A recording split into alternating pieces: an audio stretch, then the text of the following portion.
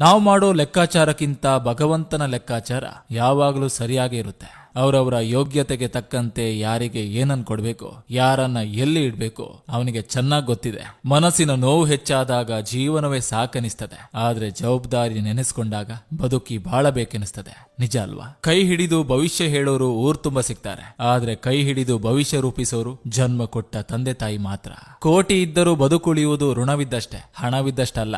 ನೇರವಾಗಿ ಮಾತಾಡೋರನ್ನ ಕಳೆದುಕೊಳ್ಬೇಡಿ. ಅಂತವರ ಮನಸ್ಸು ಯಾರಿಗೂ ಕೆಟ್ಟದನ್ನ ಬಯಸುವುದಿಲ್ಲ. ಸಮಯ ಮತ್ತು ಸಂದರ್ಭ ಎರಡಕ್ಕೂ ಎಷ್ಟು ವ್ಯತ್ಯಾಸ ಅಂದ್ರೆ, ಸಮಯ ತುಂಬಾ ಜನರನ್ನ ಪರಿಚಯಿಸ್ತದೆ, ಸಂದರ್ಭ ಆ ಜನರ ನಿಜವಾದ ಮುಖವನ್ನ ಪರಿಚಯಿಸ್ತದೆ. ಸಹವಾಸ ಒಂಟಿಯಾದ್ರೂ ಪರವಾಗಿಲ್ಲ, ನಂಬಿಕೆ ಕೊಂದು ನಗುವ ಜನರ ಸಹವಾಸ ಬೇಡ. ಸಂದರ್ಭಗಳು ಕಲಿಸಿದ ಪಾಠಗಳು ಬದುಕನ್ನ ಬದಲಿಸ್ತವೆ, ಸಂಬಂಧಗಳು ಕಲಿಸಿದ ಪಾಠಗಳು ಬದುಕನ್ನ ತಿಳಿಸ್ತವೆ. ಯಾರಾದ್ರೂ ನಿಮ್ಮ ಹತ್ತಿರ ತಮ್ಮ ಜೀವನದ ಎಲ್ಲಾ ವಿಷಯಗಳನ್ನ ಹೇಳ್ತಾರೆ ಅಂದ್ರೆ ಅವರನ್ನ ನಂಬಿ, ಅವರಿಗೆ ನಿಮ್ಮ ಮೇಲೆ ನಂಬಿಕೆ ಇದೆ ಅಂತ ಅರ್ಥ. ಆ ನಂಬಿಕೆನ ಯಾವತ್ತೂ ದುರುಪಯೋಗ ಮಾಡ್ಕೊಳ್ತೀರಿ. ಶಾಲೆಯ ಶಿಕ್ಷಣ ಜ್ಞಾನ ಮತ್ತು ಬುದ್ಧಿಶಕ್ತಿಯನ್ನು ಬದಲಿಸಬಹುದು, ತಾಯಿಯ ಶಿಕ್ಷಣ ಇಡೀ ಜೀವನ ಶೈಲಿಯನ್ನೇ ಬದಲಿಸ್ತದೆ. ವಾಸ್ತವದ ಬದುಕು ಹೇಗಂದ್ರೆ, ಗಂಟು ಚೆನ್ನಾಗಿದ್ರೆ ಗಲ್ಲಿಗೊಬ್ಬ ನೆಂಟ.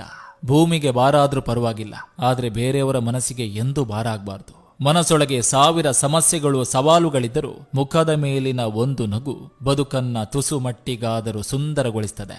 ನಾವು ಯಾರಿಗೆ ಒಳ್ಳೆಯದನ್ನು ಬಯಸ್ತೇವೋ ಅವರೇ ನಮ್ಮನ್ನ ಕೆಟ್ಟವರನ್ನಾಗಿ ನೋಡ್ತಾರೆ. ದೇವ್ರೆ, ನಮಗಿಂತ ಅವರನ್ನೇ ಚೆನ್ನಾಗಿಡು. ತಡವಾಗಿ ಆದ್ರೂ ಸರಿ, ನಮ್ಮವರಂತೆ ನಟಿಸುವ ಎಲ್ಲರ ನಿಜವಾದ ಮುಖಗಳು ಸಮಯ ಕಳೆದಂತೆ ನಮ್ಮ ಅರಿವಿಗೆ ಬಂದೇ ಬರುತ್ತೆ. ನಂಬಿದವರೆಲ್ಲ ನಮ್ಮವರಾಗಲ್ಲ, ನಮ್ಮವರನ್ನೆಲ್ಲ ನಂಬೋಕೂ ಆಗಲ್ಲ. ಹಣ ಮುಖ್ಯ ಎನ್ನುವವರಿಗೆ ಒಳ್ಳೆಯತನ ಕಡಿಮೆ, ಒಳ್ಳೆಯತನ ಮುಖ್ಯ ಎನ್ನುವರಿಗೆ ಹಣ ಕಡಿಮೆ. ಪಡೆಯುವ ಬರದಲ್ಲಿ ಇರುವುದನ್ನ ಕಳೆದುಕೊಳ್ಬಾರ್ದು. ಕೈ ಹಿಡಿದು ಎತ್ತಿದವರನ್ನ ಕೊನೆವರೆಗೂ ಮರಿಬಾರ್ದು. ಅವಶ್ಯಕತೆ ಮುಗಿದ್ಮೇಲೆ ಎಲ್ಲವೂ ಭಾರವಯ್ಯ. ಊಟ ಮುಗಿದ ಮೇಲೆ ತಟ್ಟೆ ಭಾರ, ಮಳೆ ನಿಂತ ಮೇಲೆ ಛತ್ರಿ ಭಾರ, ಸಹಾಯ ಪಡೆದ ಮೇಲೆ ಸ್ನೇಹ ಭಾರ, ಮೋಹ ಕಳೆದ ಮೇಲೆ ಪ್ರೀತಿ ಭಾರ, ಅನ್ನ ಪಡೆದ ಮೇಲೆ ಋಣ ಭಾರ, ಆಸ್ತಿ ಭಾಗವಾದ ಮೇಲೆ ಹೆತ್ತವರು ಭಾರ, ಮಡದಿ ಬಂದ ಮೇಲೆ ಒಡ ಹುಟ್ಟಿದವರು ಭಾರ, ಸಂಕಷ್ಟ ಕಳೆದ ಮೇಲೆ ಆ ದೇವರೇ ಭಾರ. ಅವಶ್ಯಕತೆ ಮುಗಿದ ಮೇಲೆ ಎಲ್ಲವೂ ಭಾರವಯ್ಯ. ಅಲ್ಲಿಂದ ಇಲ್ಲಿಗೆ ಹೇಳಿ, ಇಲ್ಲಿಂದ ಅಲ್ಲಿಗೆ ಹೇಳಿ ಸ್ನೇಹ ಸಂಬಂಧಗಳನ್ನ ಕಿತ್ತು ಹಾಕುವ ಮನೆ ಮುರುಕರು ನಿಮ್ ಜೊತೆಯಲ್ಲೇ ಇರ್ತಾರೆ, ಎಚ್ಚರದಿಂದಿರಿ. ಮರದಿಂದ ತಯಾರಿಸಲ್ಪಟ್ಟ ಕೊಡಲಿಯ ಕಾವು ಮರವನ್ನೇ ನಿರ್ದತೆಯಿಂದ ಕಡಿಯಲು ಕಾರಣವಾಗ್ತದೆ. ಹಾಗೆ ನಮ್ಮಿಂದ ಉಪಕಾರ ಪಡೆದ ಕೆಲವರು ನಮಗೆ ಅಪಕಾರ ಮಾಡಲು ನಿಂತಿರ್ತಾರೆ.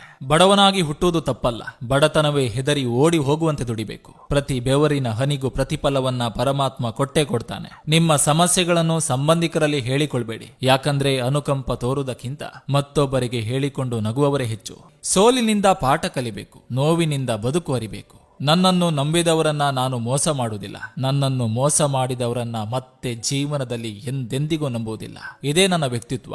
ಅವಕಾಶ ಇದೆ ಅಂತ ಹೇಳಿ ಅವಮಾನ ಮಾಡಬೇಡ, ಸಮಯ ಎಲ್ರಿಗೂ ಅವಕಾಶ ಮಾಡಿಕೊಡ್ತದೆ. ಯಾರೋ ಒಬ್ರು ಮಾತ್ ಬಿಟ್ರು ಅಂತ ತಲೆ ಕೆಡಿಸ್ಕೋಬೇಡಿ, ಯಾಕಂದ್ರೆ ನೀವು ಮಾತಾಡಿದ್ರೆ ಸಾಕು ಅಂತ ಇನ್ನೊಂದು ಜೀವ ಕಾಯ್ತಿರ್ತದೆ, ಅದರ ಕಡೆ ಗಮನ ಕೊಡಿ. ಮತ್ತೊಬ್ಬರ ಜೀವನದ ಬಗ್ಗೆ ಇಲ್ಲ ಸಲ್ಲದ ಕತೆಗಳನ್ನ ಕಟ್ಟಿ ಮಾತನಾಡಬೇಡಿ. ಯಾರಿಗೆ ಗೊತ್ತು, ನಿಮ್ಮ ಜೀವನದ ಬಗ್ಗೆ ಮತ್ತೊಬ್ಬರು ಕಾದಂಬರಿಯನ್ನೇ ಬರೆಯುತ್ತಿರಬಹುದು. ನೆನಪಿರ್ಲಿ, ಮನುಷ್ಯ ಹಾಳಾಗೋದು ಮತ್ತು ಬದಲಾಗೋದು ಒಂದೇ ಕಾರಣಕ್ಕೆ, ಇನ್ನೊಬ್ಬರ ಮಾತು ಕೇಳಿ. ಪ್ರಪಂಚದಲ್ಲಿ ಅತ್ಯಂತ ಉತ್ತಮವಾದ ಮಾಸ್ಕ್ ಅಂದ್ರೆ ಹಣ. ಎಲ್ಲರ ಬಾಯಿಯನ್ನು ಮುಚ್ಚಿಸಿ ಬಿಡ್ತದೆ. ಜಗಳವಾದಾಗಲೆಲ್ಲ ಮೇಲ್ಬಿದ್ದು ಮಾತಾಡ್ತೀವಿ ಅಂದ್ರೆ ನಮ್ಗೆ ಸ್ವಾಭಿಮಾನ ಇಲ್ಲ ಅಂತಲ್ಲ, ನಿಮ್ಮನ್ನ ಕಳೆದುಕೊಳ್ಳೋದು ನಮ್ಗೆ ಇಷ್ಟ ಇಲ್ಲ ಅಂತ ಅರ್ಥ. ನಿಮ್ಮ ಒಳ್ಳೆತನ ನಿಮಗೆ ಸದ್ಯದ ಸ್ಥಿತಿಯಲ್ಲಿ ತುಂಬಾನೇ ಕಷ್ಟ ಕೊಡಬಹುದು, ಆದ್ರೆ ಒಂದಂತೂ ಸತ್ಯ, ನಿಮ್ಮ ಒಳ್ಳೆತನ ನಿಮ್ಮನ್ನ ಯಾವತ್ತೂ ಕೈ ಬಿಡುವುದಿಲ್ಲ. ನಾವೊಬ್ಬರನ್ನ ನಂಬುವುದು ಮಾನವೀಯತೆ, ಆದ್ರೆ ಅದನ್ನ ಉಳಿಸ್ಕೊಳ್ಳೋದು ಅವರ ಯೋಗ್ಯತೆ. ಮಾನವೀಯತೆ ಇಲ್ಲದ ಮನುಷ್ಯನೇ ಅಲ್ಲ. ಹಾಯಾಗಿ ಇರ್ಬೇಕಂದ್ರೆ ಹಾಳಾದ ವಿಚಾರಗಳಿಂದ ದೂರ ಇರಬೇಕು. ಮುಳ್ಳಿನ ಮೇಲೆ ಆಪಾದನೆ ಹೇಗ್ ಮಾಡ್ಲಿ, ನೋಡದೆ ಕಾಲಿಟ್ಟವನು ನಾನೇ. ಬೇರೆಯವರನ್ನ ಕೆಟ್ಟವರಂದು ಹೇಗೆ ಆಪಾದನೆ ಮಾಡ್ಲಿ, ತಿಳಿಯದೆ ಅವರನ್ನ ನಂಬಿದ್ದು ನಾನೇ. ಜನರು ಬಣ್ಣ ಬದಲಾಯಿಸಿದ್ರೆ ಭಗವಂತ ಸಮಯವನ್ನೇ ಬದಲಾಯಿಸ್ತಾನೆ. ನಿಮ್ಮ ಸೊಸೆಯ ಬಗ್ಗೆ ನೆರೆಹೊರೆಯವರ ಹತ್ತಿರ ಕೆಟ್ಟದಾಗಿ ಹೇಳಬೇಡಿ, ಯಾಕಂದ್ರೆ ನಾಳೆ ನೀವು ಕಾಯಿಲೆ ಬಿದ್ದು ಹಾಸಿಗೆ ಹಿಡಿದಾಗ ನಿಮ್ಮ ಸೊಸೆ ಸೇವೆ ಮಾಡ್ತಾಳೆ ಹೊರತು ಅಕ್ಕಪಕ್ಕದವರು ಯಾರು ಮಾಡುವುದಿಲ್ಲ. ಬಲಗೈನಲ್ಲಿ ತುತ್ತು ತೋರಿಸಿ ಎಡಗೈನಲ್ಲಿ ವಿಷ ಉಣ್ಣಿಸೋ ಕಾಲ ಇದು. ಸ್ವಲ್ಪ ಎಚ್ಚರಿಕೆಯಿಂದ ಇರಿ. ಸಮಯ ಮನುಷ್ಯನನ್ನ ಬದಲಾಯಿಸುವುದರ ಜೊತೆಗೆ ಮನುಷ್ಯನ ನಿಜ ಸ್ವರೂಪವನ್ನ ತೋರಿಸಿಕೊಡ್ತದೆ. ನನ್ನಿಷ್ಟಕ್ಕೆ ನಾನಿರುವುದು ಕೆಲವರಿಗೆ ಅದು ಅಹಂಕಾರವಾಗಿ ಕಾಣಬಹುದು, ಆದ್ರೆ ನನಗೆ ಅದು ಸ್ವಾಭಿಮಾನವಾಗಿ ಕಾಣುತ್ತದೆ. ಹೊಸತು ಬಂದ ಮೇಲೆ ಹಳೆಯದಕ್ಕೆ ಗೌರವ ಕಡಿಮೆ. ಅದು ವ್ಯಕ್ತಿಯಾದ್ರೂ ಸರಿ, ವಸ್ತುವಾದ್ರೂ ಸರಿ. ಮಾತು ಸಂಬಂಧವನ್ನ ಕೂಡಿಸುವಂತೆ ಇರಬೇಕೇ ಹೊರತು ಸಂಬಂಧವನ್ನು ಹಾಳು ಮಾಡುವಂತೆ ಅಲ್ಲ. ಒಬ್ಬ ವ್ಯಕ್ತಿ ಅತಿಯಾಗಿ ಪ್ರಾಮಾಣಿಕತೆ ಮತ್ತು ನೇರವಾಗಿ ಇರುವುದು ಒಳ್ಳೆಯದಲ್ಲ. ಯಾಕಂದ್ರೆ ನೇರವಾಗಿ ಇರುವ ಮರವನ್ನೇ ಮನುಷ್ಯ ಮೊದಲು ಕತ್ತರಿಸುವುದು. ಪೂರ್ತಿ ಕಹಿ ಆಗ್ಬೇಡಿ, ಪ್ರಪಂಚ ಉಗುಳಿ ಬಿಡ್ತದೆ. ಪೂರ್ತಿ ಸಿಹಿ ಆಗ್ಬೇಡಿ, ಪ್ರಪಂಚ ನುಂಗಿ ಬಿಡ್ತದೆ. ಇವತ್ತು ನಾಳೆ ಸತ್ತು ಹೋಗುವ ಜೀವಕ್ಕೆ ಆಸೆಗಳೇಕೆ ಸಾವಿರಾರು. ನಗು ನಗುತ್ತ ಬಾಳು, ಬೇರೆ ಜೀವಕ್ಕೆ ನೋವು ನೀಡದೆ ವಿಧಿಯ ಆಟವ ಬಲ್ಲವರಾರು. ಆನಂದಕ್ಕೆ ಇಲ್ಲವಾದ್ರೂ ಅನುಭವಕ್ಕಾದ್ರೂ ಒಮ್ಮೆ ಎಲ್ಲರಂತೆ ಬದುಕಬೇಕು. ಮಾತಿಗಿಂತ ಹೆಚ್ಚಾಗಿ ಮೌನವೇ ಸಂಬಂಧವನ್ನ ಉಳಿಸೋದು. ಇಡೀ ಜಗತ್ತನ್ನ ಸುತ್ತಿ, ಆದ್ರೆ ನಿಮ್ಮ ಮನೆಯಲ್ಲಿ ಸಿಗುವ ನೆಮ್ಮದಿ ಎಲ್ಲೂ ಸಿಗುವುದಿಲ್ಲ. ಈ ಲೋಕಕ್ಕೆ ಹೆಣ್ಣೆ ಕಣ್ಣಾದ್ರೆ ಆ ಕಣ್ಣನ್ನು ಕಾಯೋ ರೆಪ್ಪೆಯ ಗಂಡು. ಒಂಟಿಯಾಗಿ ಬದುಕೋದಕ್ಕೆ ಶುರು ಮಾಡಿದ ಮೇಲೆ ಗೊತ್ತಾಗಿದ್ದು ಜೀವನಕ್ಕೆ ಯಾರ ಅವಶ್ಯಕತೆಯೂ ಬೇಕಾಗಿಲ್ಲ ಅಂತ. ಮನುಷ್ಯ ಎಷ್ಟೇ ಕೆಂಪಗಿದ್ದರೂ ಅವನ ನೆರಳು ಕಪ್ಪಗೆ ಇರ್ತದೆ. ನಾನು ಶ್ರೇಷ್ಠ ಅನ್ನೋದು ಆತ್ಮವಿಶ್ವಾಸ, ನಾನೇ ಶ್ರೇಷ್ಠ ಎನ್ನುವುದು ಅಹಂಕಾರ. ಇರುವಷ್ಟು ದಿನ ಭಾವನೆಗಳನ್ನ ಹಂಚಿಕೊಂಡು ಬದುಕಿ, ಸತ್ತ ಮೇಲೆ ಮೌನವಾಗೋದು ಇದ್ದೇ ಇದೆ. ಕೋಪ ಪಡುವ ಬದಲು ಅಳುವುದು ಉತ್ತಮ. ಯಾಕಂದ್ರೆ ಕೋಪವು ಇತರರನ್ನು ನೋಯಿಸ್ತದೆ, ಆದ್ರೆ ಕಣ್ಣೀರು ಆತ್ಮದಿಂದ ಮೌನವಾಗಿ ಹರಿದು ಹೃದಯವನ್ನು ಸ್ವಚ್ಛಗೊಳಿಸ್ತದೆ. ಮಾತಿಗೆ ಮಾತು, ಗೌರವಕ್ಕೆ ಗೌರವ, ತಿರಸ್ಕಾರಕ್ಕೆ ತಿರಸ್ಕಾರ. ಇದು ಅಹಂ ಅನಿಸಿದ್ರೂ ಆತ್ಮಗೌರವಕ್ಕೆ ಅಗತ್ಯ. ಮಾತಿಗೆ ಬೆಲೆ ಇಲ್ಲದಾಗ ಮೌನವೇ ಒಳ್ಳೆಯದು. ಮನುಷ್ಯನಿಗೆ ಬೆಲೆ ಇಲ್ಲದಾಗ ದೂರವಿರುವುದೇ ಒಳ್ಳೆಯದು. ಬದುಕು ಎಂದ್ರೆ ಬೆಳಗ್ಗೆ ಎದ್ದಾಗ ದೃಢ ನಿರ್ಧಾರ ಇರಬೇಕು, ರಾತ್ರಿ ಮಲಗುವಾಗ ಆತ್ಮವಿಶ್ವಾಸ ಇರಬೇಕು. ಒಂದು ನೋವಿನಿಂದ 1000 ಹನಿ ಕಣ್ಣೀರು ಹಾಕಿದೆ ಎಂದು ನೊಂದುಕೊಳ್ಬೇಡ.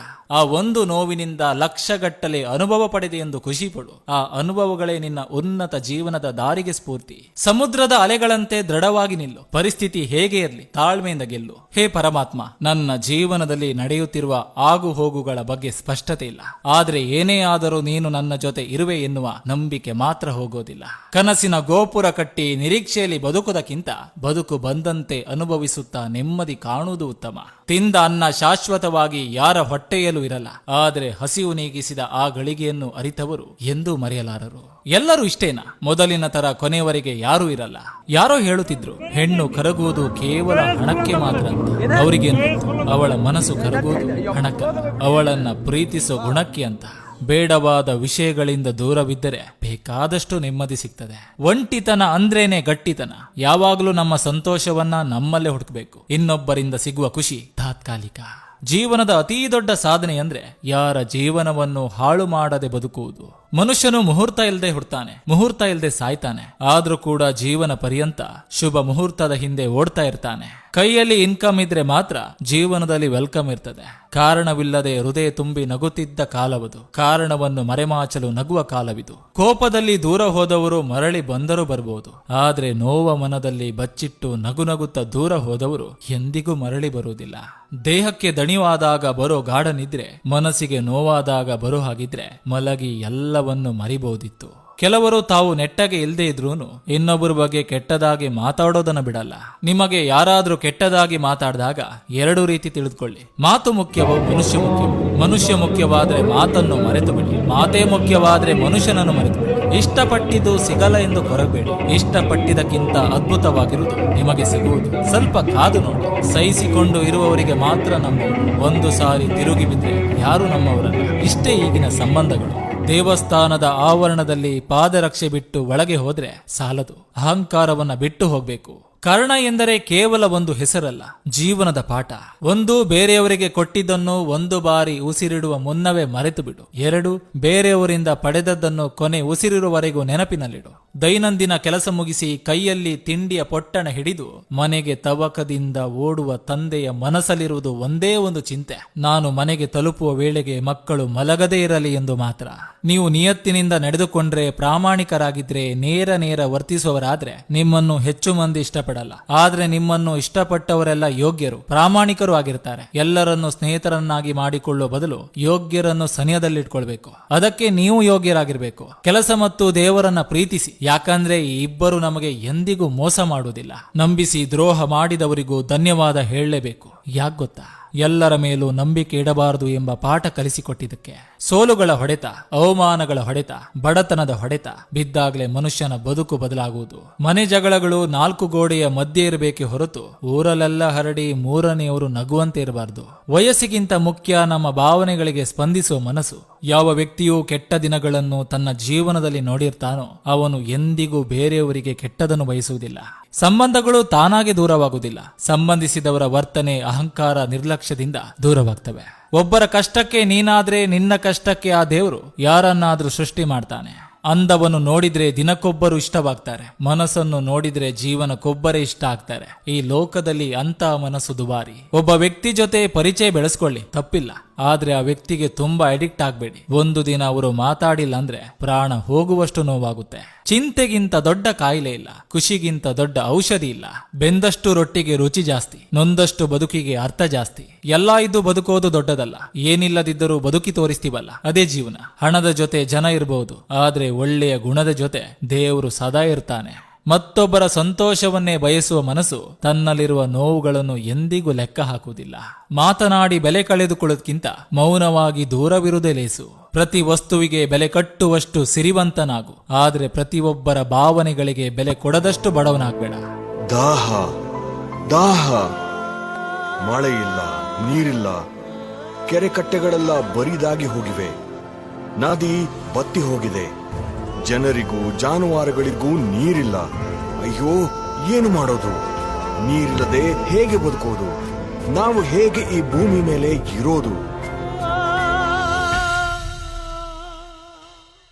ಭೂಮಿಯ ಮೇಲೆ ನೀರಲು ಬೇಕು ನೀರು, ನಾರಿಯ ಬಾಳ ಅರಳಿಸೋ ಈ ನೀರು. ನೀರು ನೀರು ನೀರು ನೀರು ನೀರು ನೀರು, ಕುಡಿಯಲಿಕ್ಕೆ ನೀರು, ಬಳಸಲಿಕ್ಕೆ ನೀರು, ಬೆಳೆಸಲಿಕ್ಕೆ ನೀರು, ಜೀವ ಉಳಿಸಲಿಕ್ಕೆ ನೀರು. ಚಿನ್ನವಿಲ್ಲದೆಯೋ ಬದುಕು ಸಾಧ್ಯ, ಹಣವಿಲ್ಲದೆಯೋ ಜೀವನ ಸಾಧ್ಯ. ನೀರಿಲ್ಲದೆ ಬದುಕು ಊಹಿಸಲು ಅಸಾಧ್ಯ. ನೀರಿಲ್ಲದೆ ಸಸ್ಯ ಸಂಕುಲ ನಾಶವಾಗುತ್ತೆ, ಜೀವರಾಶಿ ಅವನತಿಯ ಅಂಚಿಗೆ ಹೋಗಿಬಿಡುತ್ತೆ.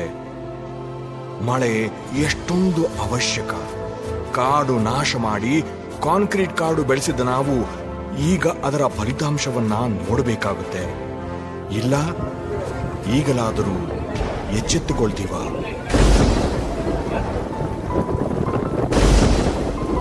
ಮಳೆ ಮಳೆ, ಎಲ್ಲೆಲ್ಲೂ ನೀರು, ಎಲ್ಲೆಲ್ಲೂ ನೀರು.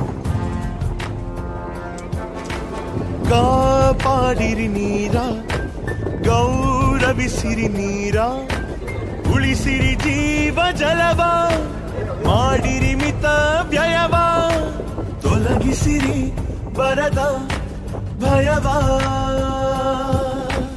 ನೀರೇ ನಮ್ಮ ಆಸ್ತಿ, ನೀರ ಕೆಡಿಸಿದರೆ ಆಗುತ್ತೆ ಶಾಸ್ತಿ. ನೆನಪಿಡಿ, ನೀರು ನಿಸರ್ಗದ ಆಸ್ತಿ, ಅದರ ಮೌಲ್ಯ ಎಲ್ಲಕ್ಕೂ ಜಾಸ್ತಿ. ಇಂದು ನೀರು ಉಳಿಸಿದರೆ ನೀವು ಮುಂದೆ ನಿಮ್ಮ ಮಕ್ಕಳಿಗೆ ಇರುವುದು ಸುಖವು. ಜಲಕ್ಷಾಮ ಬರುವ ಮುನ್ನ ಎಚ್ಚೆತ್ತುಕೊಳ್ಳೋಣ.